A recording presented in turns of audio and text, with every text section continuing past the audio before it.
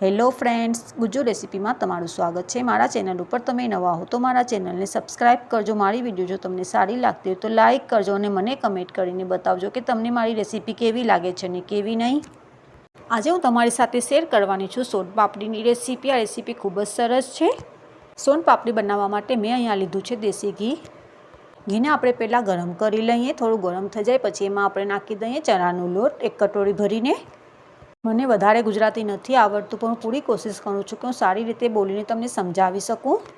હવે એમાં આપણે નાખી દઈએ 1 વાટકી ભરીને મેંદો। મેંદો પણ મેં 1 વાટકી જ નાખી છે, તમે જોઈ શકો છો। બેને આપણે શેકવાના છે। ધીમા તાપે આપણે ગેસને રાખશું, નહીં તો જળી જશે આપણો મેંદો અને ચણાનો લોટ।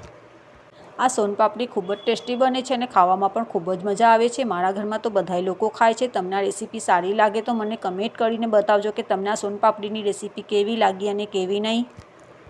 તમે મારા ચેનલ ઉપર નવા હો તો મારા ચેનલને સબસ્ક્રાઈબ કરવાનું પણ ના ભૂલતા અને મને કમેન્ટ કરીને જરૂરથી બતાવજો કે તમને આ રેસીપી કેવી લાગી અને કેવી નહીં।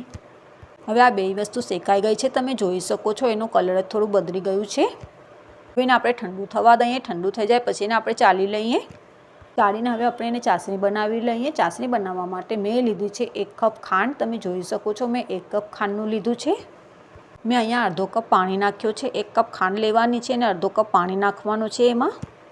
અને મેં 1 ચમચી લીંબુના રસને પણ નાખી છે। હવે એને આપણે સરસ રીતે મિક્સ કરી લઈએ અને ધીમા તાપે આપણે ચાસણી બનાવી લઈએ।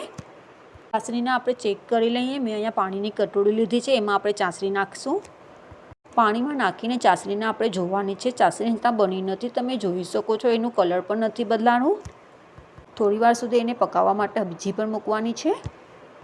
હવે આપણી ચાસણી બનવા આવી છે, તમે જોઈ શકો છો। એનું કલર જ બદલી ગયું છે। હવે આપણે ગેસને બંધ કરી લઈએ અને ચાસણીને ઉતારી લઈએ ગેસના ઉપરથી। આપણે આ ચાસણીને થાળીમાં જ નાખવાની છે। થાળીમાં મેં પહેલાંથી જ ઘી લગાડીને રાખી દીધી હતી, એમાં જ આપણે ચાસણી નાખીશું। મને ગુજરાતી નથી આવડતું પણ પૂરી કોશિશ કરું છું કે હું સારી રીતે બોલીને તમને સમજાવી શકું। ચાસણી નાખ્યા બાદ એને આપણે સરસ રીતે મિક્સ કરી દઈએ અને ઠંડી થવા દઈએ થોડીવાર સુધી। આ સોનપાપડી ખાવામાં ખૂબ જ ટેસ્ટી લાગે છે અને બાળકોને તો વધારે ભાવે છે। મારા ઘરમાં તો બધાય લોકો ખાય છે। તમને આ રેસીપી સારી લાગે તો આગળ શેર કરજો અને મને કમેન્ટ કરીને બતાવજો કે સોનપાપડીની રેસીપી તમને કેવી લાગી અને કેવી નહીં। હજી પણ આપણી ચાસણી એકદમ ગરમ છે, તમે જોઈ શકો છો। એમાંથી થોડા થોડા ધુઆં નીકળે છે। મારા ચેનલ ઉપર તમે નવા હો તો મારા ચેનલને સબસ્ક્રાઈબ કરવાનું પણ ના ભૂલતા અને લાઇક પણ કરજો મારા વિડીયોને।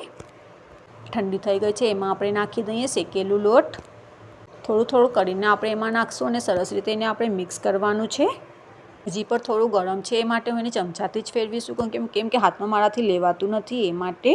હવે થોડું ઠંડુ થઈ ગયું છે, એ માટે હું હાથથી જ કરીશ। હવે એને થોડું ગરમ હોય ત્યારે જ આપણે એને હાથથી મસળવાની છે, કેમ કે મસળવાથી એનું ટેસ્ટ એકદમ સારું પણ આવશે અને રેસાવાળી આપણી સોનપાપડી પર બનશે। તમને આ રેસીપી સારી લાગે તો આગળ શેર કરજો અને મને કમેન્ટ કરીને બતાવજો કે તમને આ રેસીપી કેવી લાગી અને કેવી નહીં। અને મારા ચેનલ ઉપર તમે નવા હો તો મારા ચેનલને સબસ્ક્રાઈબ કરજો અને લાઇક કરવાનું પણ ના ભૂલતા। અહીંયા મેં વાટકીમાં બાદામ નાખી છે, તમે જોઈ શકો છો। એમાં જ આપણે સોનપાપડીને ભરવાની છે।